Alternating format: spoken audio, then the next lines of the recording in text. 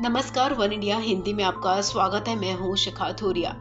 आज देश की पूर्व प्रधानमंत्री इंदिरा गांधी की पुण्यतिथि है। भारतीयों के दिलों में आज भी पूर्व प्रधानमंत्री इंदिरा गांधी का नाम उसी तरह जीवित है जैसे 30 साल पहले था। आयरन लेडी के रूप में विश्व विख्यात इंदिरा गांधी का जन्म देश के आर्थिक एवं बौद्धिक रूप से समृद्ध परिवार में 19 नवंबर 1917 को इलाहाबाद के आनंद भवन में हुआ था। उनके पिता पंडित जवाहरलाल नेहरू और माता का नाम श्रीमती कमला नेहरू और दादा का नाम पंडित मोतीलाल नेहरू था। मात्र 11 साल की उम्र में श्रीमती इंदिरा गांधी ने ब्रिटिश शासन का विरोध करने के लिए बच्चों की वानर सेना बनाई। 1938 में वो औपचारिक तौर पर इंडियन नेशनल कांग्रेस में शामिल हुई और 1947 से 1964 तक अपने प्रधानमंत्री पिता नेहरू के साथ उन्होंने काम करना शुरू कर दिया। ऐसा कहा जाता था कि वो उस वक्त प्रधानमंत्री नेहरू की निजी सचिव के तौर पर काम करती थी। हालांकि इसका कोई आधिकारिक ब्यौरा नहीं मिलता।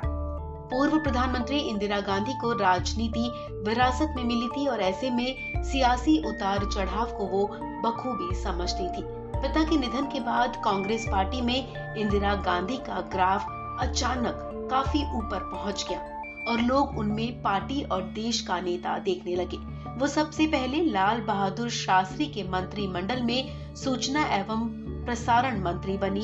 शास्त्री जी के निधन के बाद 1966 में वो देश के सबसे शक्तिशाली पद प्रधानमंत्री पर आसीन हुई।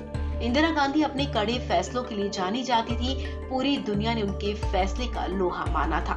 ब्रिटेन की पहली और इकलौती महिला प्रधानमंत्री रही मार्गरेट थैचर भी उनके इसी अंदाज की कायल थी। इंदिरा की शान में 1971 में भारत पाक युद्ध को याद किया जाता है। इस युद्ध के नतीजे ने उपमहाद्वीप का इतिहास ही नहीं बल्कि भूगोल भी बदल कर रख दिया था। कुछ इसी तरह इंदिरा गांधी ने 1971 में कड़े फैसले लिए। 1971 में पाकिस्तान में गृह युद्ध के हालात पैदा हो गए थे। पूर्वी पाकिस्तान आजादी की मांग कर रहा था। इसे लेकर विद्रोह छिड़ गया। इंदिरा सरकार ने पूर्वी पाकिस्तान को समर्थन देने का फैसला किया। भारत पाक के बीच जंग छिड़ गई। स्थिति गंभीर होती देख इंदिरा गांधी ने आपातकाल की घोषणा कर दी। उन्होंने कहा था कि हमें लंबे समय तक सख्ती और बलिदान के लिए तैयार रहना चाहिए। महज 11 दिनों के अंदर ही पाकिस्तान ने भारत के सामने घुटने टेक दिए। इसके बाद भारत ने स्वतंत्र राष्ट्र के रूप में बांग्लादेश को मान्यता दी। 1974 में पोखरण में पहला परमाणु विस्फोट कर इंदिरा ने दुनिया को चौंका दिया था। दक्षिण एशिया में उनके नेतृत्व में एक ऐसी शक्ति का उदय हुआ जिसकी तरफ कोई आंख उठाकर नहीं देख सकता था। इंदिरा देशभक्ति का प्राय बन गई थी। 1980 के दशक के दौरान उग्रवाद तेज हो गया। जरनैल सिंह भिंडरवाल के नेतृत्व में खालिस्तान की मांग तेज होने लगी। इंदिरा सरकार ने आंदोलन को दबाने के लिए कड़ा फैसला लिया।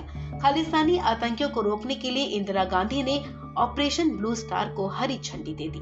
ऑपरेशन ब्लू स्टार को लेकर उन्हें कई तरह की राजनीतिक समस्याओं का भी सामना करना पड़ा, लेकिन राजनीति की नब्ज को समझने वाली इंदिरा मौत की आहट को भांप नहीं सकी और 31 अक्टूबर 1984 को उनकी सुरक्षा में तैनात 2 सुरक्षा कर्मियों सतवंत सिंह और बेअंत सिंह ने उन्हें गोली मार दी।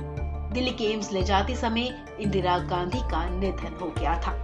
इस खबर में फिलहाल इतना ही। तमाम अपडेट्स के लिए आप बने रहें वन इंडिया हिंदी के साथ।